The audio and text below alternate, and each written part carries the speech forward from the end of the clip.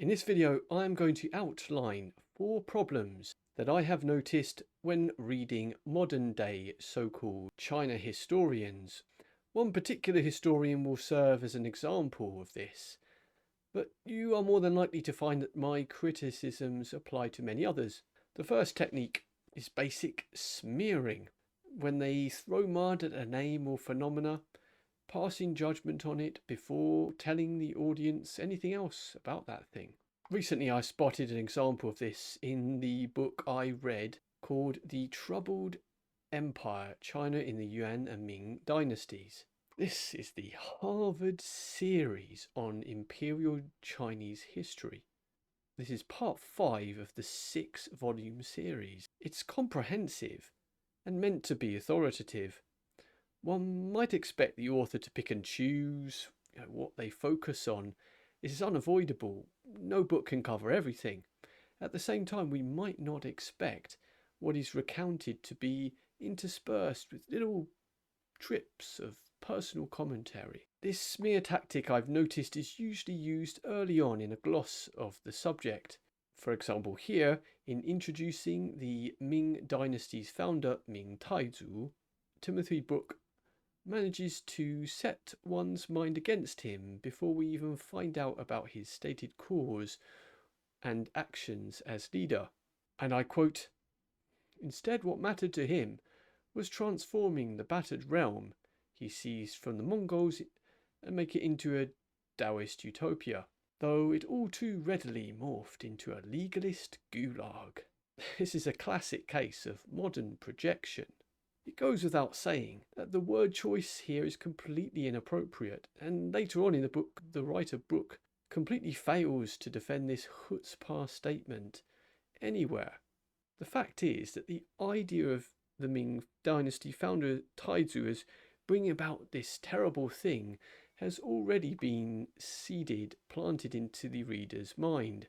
The problem is that anyone interested in history will first come across this kind of reference book, as I did, as a gateway to know more about the subject. After all, these are grand overviews by so-called trusted specialists. The second strategy that modern historians utilize is a form of what we have come to know as social constructionism. They constantly downplay the significance of individual action in historic figures by playing into modern assumptions. For example, in discussing the role of emperorship in Chinese history, Brooke has this to say, quote, "Additionally, he was constrained by centuries of ritual institutions that laid down rules regarding who could be emperor and how he could conduct himself."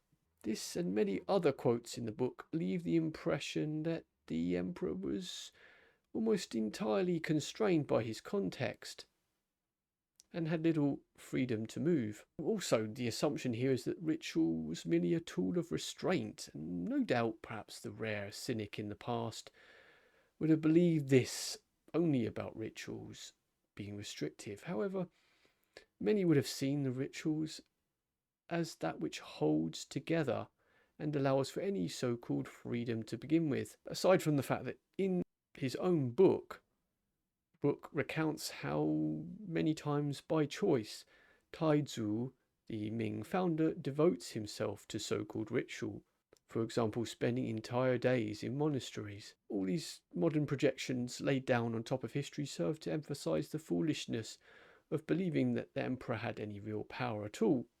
This flies in the face of the meticulous documentation provided by people like Rui Huang.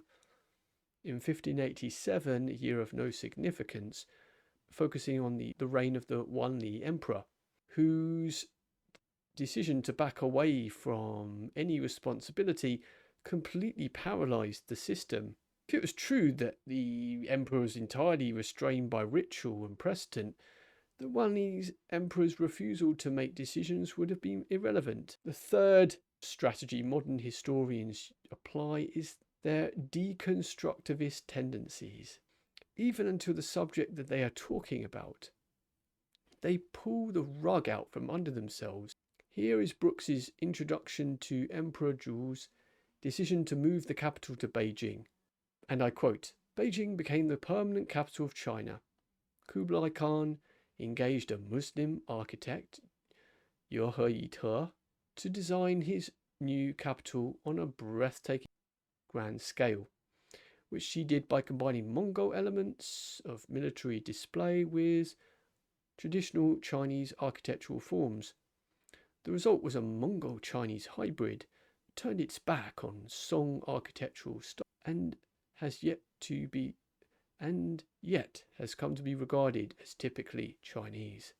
And later, when discussing porcelain is a Chinese invention, but the conventional decorative blue designs on a white body are not. This intercultural aesthetic was created by the international pottery market.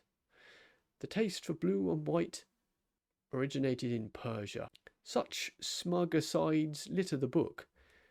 The logical conclusion that one might come away from this is that Chinese style isn't really Chinese at all. It's just Mongol and Persian style. If so, what on earth do these historians think they're studying? Wouldn't they be better off studying Persian or Mongol history, if that's all it is to begin with? The fourth method I've noticed that modern historians use is what I call the sudden psychologist. One might read along, as I did, a chapter recounting the Gazette records of what the gentry of the age did before stumbling across this gem.